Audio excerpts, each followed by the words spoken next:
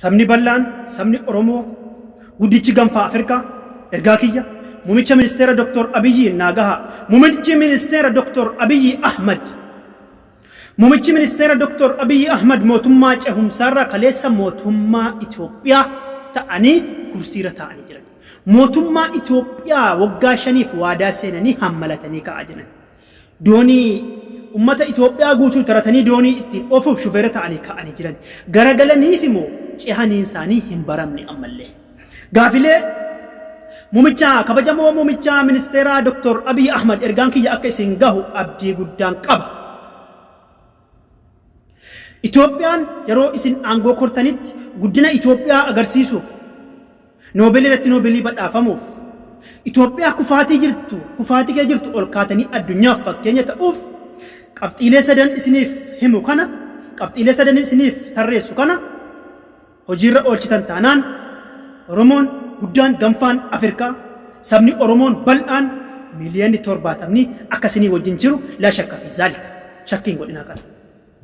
Nuti daa'imman qeerroon lafaa ka'u isinii wajjin jirra diina kan nu loluudhaaf biyya loluuf kaate osoo isin dhufteetti seeniin dhageettiidhaan biyyaa ka'aatti Itoophiyaa loluuf jechuu yoo dhageenye achitti annee barbadeessina. Garuu kana dursaa gaafileen qabxiilee sadan isiniif kaa'u kana hojiirra hatattamaan oolchuu akka qabdan asumaan isin beeksisa.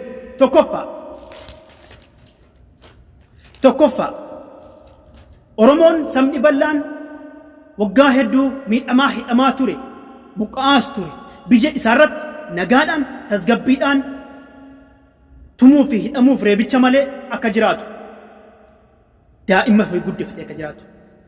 Lammaffaa sabni bal'aan akaakuu fi abaabuu isaa itti dhabee waggaa meeqa hidhaa fi reebichi tumiinsi irratti raawwataa ture dhaluu fi dhalchiisuu harkaa fi harma dhabee mormas dhabee zarii isaas dhabee haadhaaf abbaas dhabdee ilmoon bakkeetti guddattee barandaa namaatti guddattee osoo biyya qabduu biyya sii keessatti rakkachaa turte saba ofii biyya ofiitiif jecha kan rakkachaa turte kan waggaa meeqa nyaataaf dhugaatii mana gaarii osoo qabanuu woboon osoo Oromoon osoo uffata gaarii qabanuu qullaa bosonatti galanii osoo nyaata gaarii qabanuu agabuu beela'anii beelaan dhumanii bineensa nyaataa kan jarri bowwaa keessa baddaa keessatti gaara keessatti rakkachaa jiran qorraa fi beelaan eebuu hin jenne kan beektonni gurguddaan hayyoonni islaamaas ta'ee kan biroos kan itti dhume afaan Oromoo afaan guddicha gaanfaa Afrikaa afaan Oromoo afaan saba bal'aa akka afaan federaalaa ta'ee argamu hatattamaan akka nuuf bootanu kabajamoo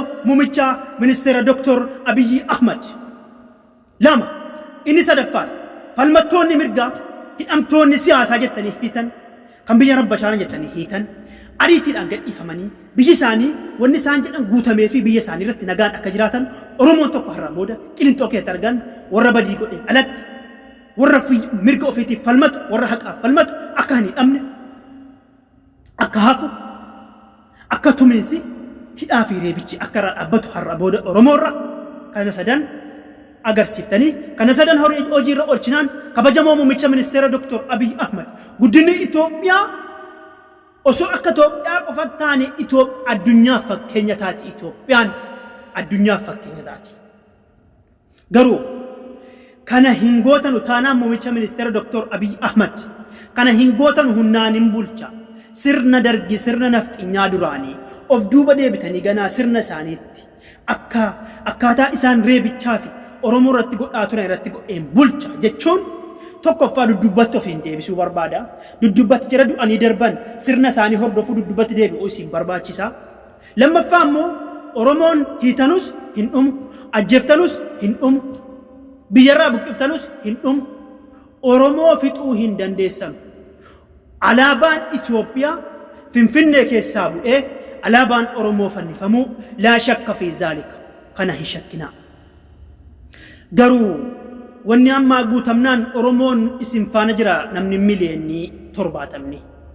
Kabajamoo muummicha ministeera Dr. Abiyyi Ahmad akkasumas ittaanaan muummicha ministeera aangoonni mootummaa warroonni sagalee kiyya dhageessan ergaan kana akka wallaaluma Riyoo Shaafiitti akka doofummaa Riyoo Shaafiitti akka wallaaluma kiyyaatti kun sadan Oromoodhaaf guutamee biyya isaarratti nagaan jiraachuu afaan federaalaa ta'ee afaan hojii ta'ee argamu falmattoonni haqaa kan baddaatti galan kan hidhamanii tumamanii jiran gadhiifamuu mirgi Oromoo eegame taanaan Itoophiyaan guddina si agarsiifti malee xiqqeenyi hin jiru. Mootummaa keenya namni tuqu hin jiru. Waggaa 5 miti waggaa 50 bulchuu ni danda'a. Kursii irratti kursiin si dabalama. Kana muummicha ministeera Abiy Ahmad kanatti dabaluudhaan warroottan biyya alaatti rakkataaran sabni keenya namni kumni meeqa duraan akka isin galchaa turtan ni beenna hamma erga isin aangoo kortanii ijoollee mana hidhaatti rakkachaa jirtan kanas yaadattanii xiyyaara keessanii kabajaa akka gaafa duraatti galchitan taanaan wallaahi muummicha ministeera Dr. Abiy Ahmad kanan sii kenna morma kiyya kanan sii kenna kun keeti fiidaa keeti ila liqaa wassalaam.